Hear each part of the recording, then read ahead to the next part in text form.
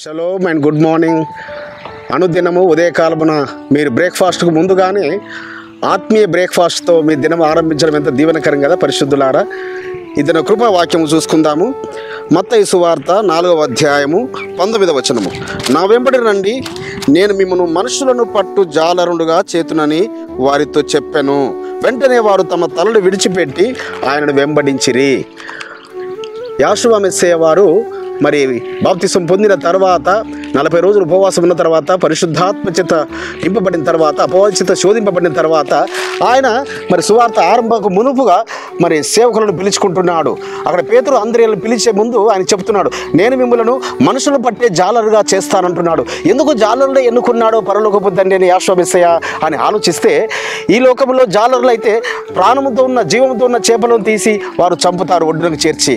కానీ మీరు మనుషులు పట్టి జాలరుగా ఏ విధంగా మరణంలో ఉన్న వారిని జీవములోనికి నడిపించడానికి కొరకు, చీకట్లో ఉన్న వారిని వెలుగులోనికి నడిపించడానికి కొరకు.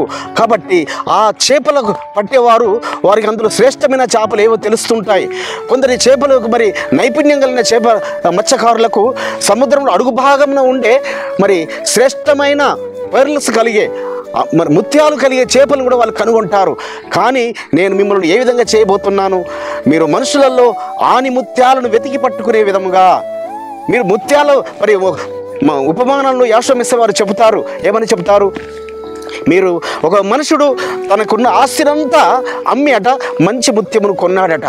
కాబట్టి మీరు ఒక మంచి విశ్వాసిని, ఒక మంచి సేవకుని నడిపించడానికి కొరకు మీకున్న ఆస్తి ఎంత ఖర్చు పెట్టినా పరలోకపు తండ్రి గొప్ప దీవెనల చేత దీవిస్తాడు. ఎందుకనగా వారి యొక్క వృత్తిని వదిలిపెట్టారు, వారు వలను వదిలిపెట్టి వారు బయలుదేరారు. సో వాళ్ళు త్యాగం చేసుకున్నారు. మీరు అదేవిధంగా ఈ లోకంలో ఆయన పరిచర్య గురించి మీరు బయలుదేరినట్టయితే, మీకున్న స్వత్తును వ్యయం చేసినట్టయితే మిమ్మల్ని మనుషులు పట్టు జాలరుగా, అనగా ముత్యాల వ్యాపారే కాదు, ముత్యాల లాంటి భక్తులను కనుగొనే విధంగా ఆయన మిమ్మల్ని ఆశీర్వదించబోతున్నాడు పరిశుద్ధులారా. కాబట్టి నా జీవితం ఏ విధంగా ఉండాలి? మన జీవితాల ద్వారా ముత్యాలను, మన ప్రార్థన జీవితం ద్వారా, మన విశ్వాస జీవితం ముత్యాలను వెతికే వేటలో ఈ రోజు నుంచి మనం మొదలు పెడదాము. అట్టి కృప పరమ తండ్రి మనందరికీ అనుగ్రహించును గాక.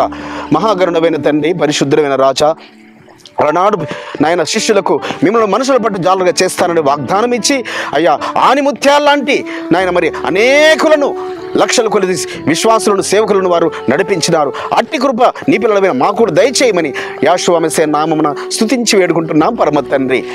మన రక్షకుడును విమోచకుడును నజరేయుడైన యాషువా మెస్సయ్య వారి దివ్య సముఖము నుంచి మీకును, మీ కుటుంబములకును, మీ వంశములకును శాంతి, సమాధానము, కృపయు మెండుగా కలుగునుగాక.